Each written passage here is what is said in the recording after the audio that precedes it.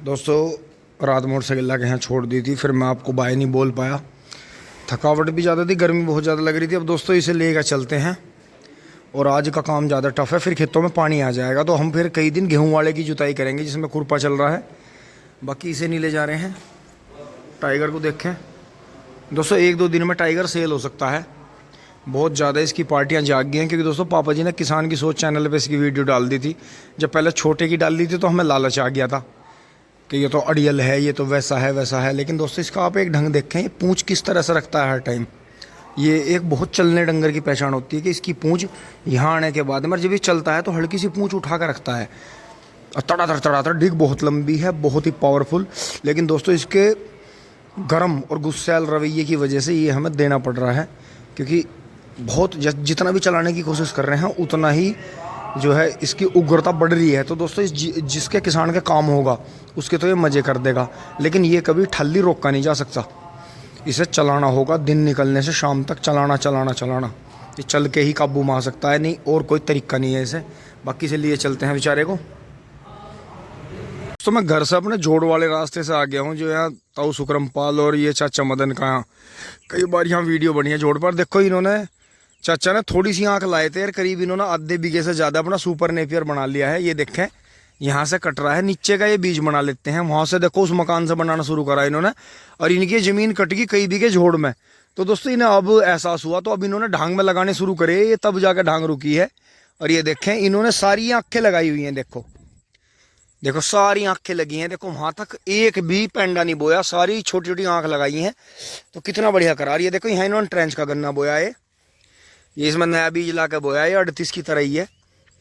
तो दोस्तों ऐसा नहीं है कि अगर कहीं आपकी मिट्टी भी कट रही है तो आप सुपर नेपियर लगा दो, कितने भी सैलाब आ जाए मिट्टी नहीं कटने देगा। इसकी जड़ें इतनी मजबूत हैं, ये 20 साल भी हो सकता है अगर आप इसे बड से लगा दे। देखो जैसे इन्होंने लगा रखा, और अभी ये जो है करीब 1.5-2 साल से जब से इन्होंने लगाना शुरू करा तो न्यार की इनके पास में बहुत आयत होती जा रही है। थोड़ा से न्यार काटते हैं और इसने इतने हम मौका देख लिया। अच्छा तो दोस्तों यहाँ देखें, यहाँ भी जो है काफ़ी बाहर रहती है। पहले हम यहाँ काफ़ी घूमने आते थे, लेकिन अब जो है जोड़ के आसपास में जो है ज़्यादा लोग कूड़ा डालने लगे हैं, पिन्नी विन्नी ला के। तो दोस्तों अब इधर मन नहीं लगता है कि शोक समंदर हो गया। चल भाई चले। अच्छा दोस्तों खेत में आ लिए हैं और अब जो है ये रह गया था रात इस तरफ का, तो दोस्तों इसे काट देंगे अब यहाँ से। बबलू भाई पहले ही आ गए थे, इन्होंने गोबर उतारा, बुग्गी साफ करी, न्यार काटा। तो दोस्तों यहाँ देखें इस तरह से चल रहा है काम, लेबर वहाँ लग रही है। और मौसम के हाव भाव इस तरह के हैं कि नमी है मौसम में, गर्मी में नमी है हवा में, तो इसका मतलब अब जल्दी मानसून आसपास ही हैं, फटाक से कर लेते हैं। तो दोस्तों हो गया है काम, अब इसे जोड़ के चलते हैं फटाफट। यहाँ तक के खूड़ रह रहे हैं इस डोल से, यहाँ तक के इन्हें कर देते हैं। पहले हल निकाला 2-2 बार, अब दोस्तों फाइनली हो गया है, मान लो इसकी जो है अब मिट्टी चढ़ा देंगे इसमें।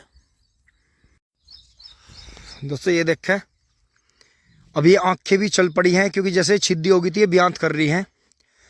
और दोस्तों फ़र्क इतना पड़ा कि ज़मीन में मतलब कीचड़ हो रहा था, बीज यहाँ कटा पड़ा, तो जो सिंगल आँख थी वो दोनों तरफ से फंगस लगनी शुरू हो गई थी उसमें। बेशक हमने उस पर दवाई करी, लेकिन जो ये करीब 7वें दिन ये गन्ना बुआ कट के, ये 6 खूट जो हैं, तो इनका अच्छा होने का कारण यही है कि ये हमने पेंडा उसी दिन काटा बीच में सर, तुरंत ही डाल के बो दिया। तो इसका फ़र्क पड़ता है। और दोस्तों यहाँ से जाते जाते गन्ना वहाँ डाउन हुआ उन 3 खुड्डों में ज़्यादा। तो दोस्तों इसकी फिलिंग कर देंगे, पहले इसमें मिट्टी चढ़ाएंगे, हमने ऐसा पहले कर भी रखा है।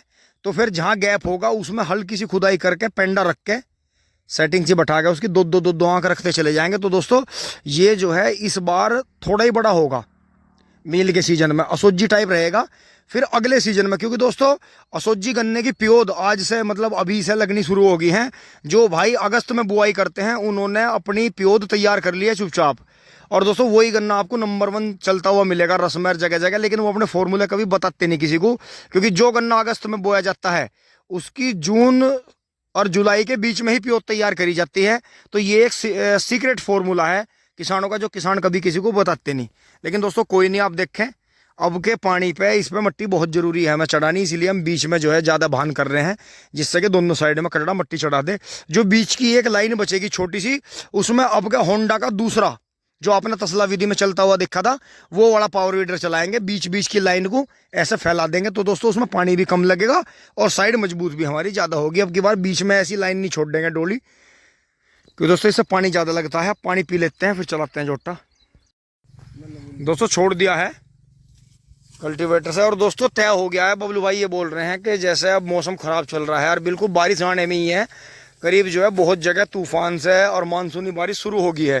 तो दोस्तों आप देखें इसमें इतना भान उठा दिया है हमने 4-4 5-5 बार जोत के खेत में कि अब इसमें मिट्टी चढ़ जाएगी बहुत बढ़िया। और पानी आने के बाद में फिर वही कहानी दोहराई जाएगी जो इस खेत में हमने फावड़े से खोद के बोए थे।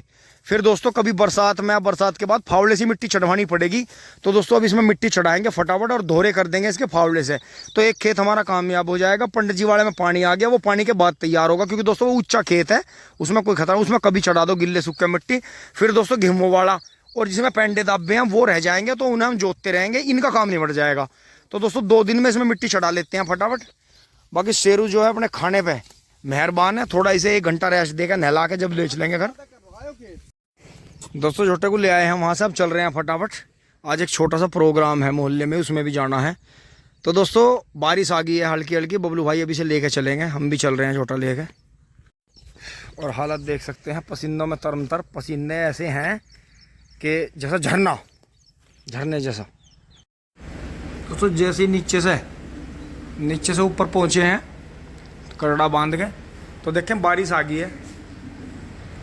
ये देखें हल्की हल्की बारिश आ गई है और तूफ़ान इतना बन रहा है दोस्तों, इतनी भयानक गर्मी है कि पंखों में भी कूलर में भी पसीना किसी भी तरह सूखने को तैयार नहीं है। अब मैं नहाऊंगा, लेकिन मुझे उससे पहले ये देखे चेहरे पे बराबर पसीने झरने से चल रहे हैं।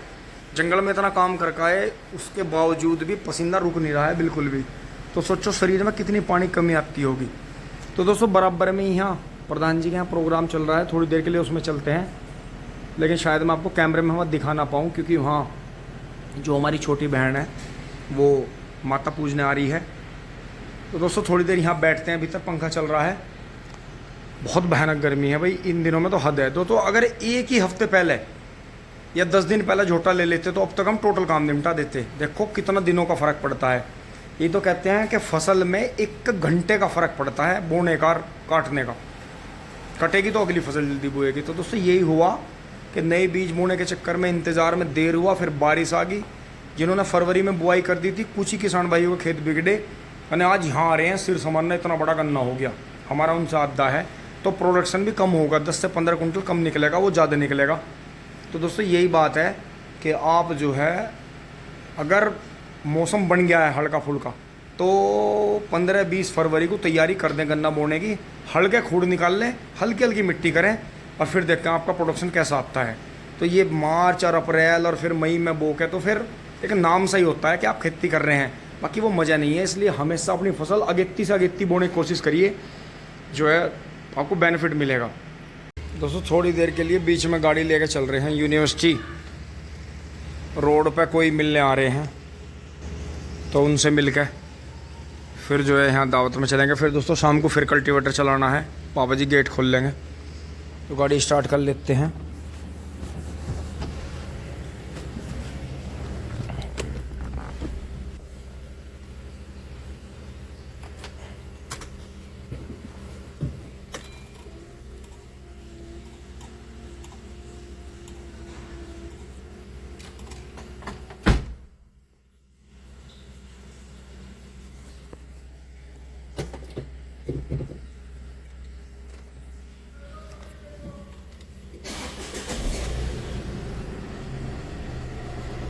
$370 किलोमीटर का दोस्तों डीजल है।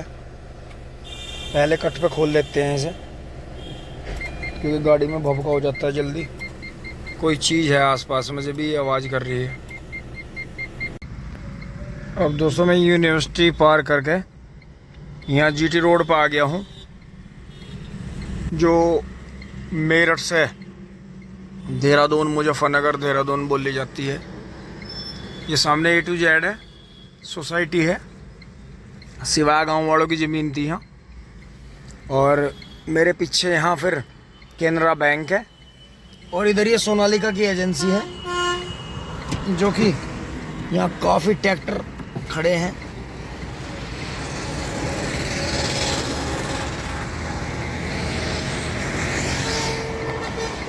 और दोस्तों सेल्समैन ने यहाँ पुराने इतने ज़्यादा खड़े कर दिए थे लाके बेचने के चस्के में चक्कर में कि बहुत दिक्कत का सामना इन्हें करना पड़ गया था।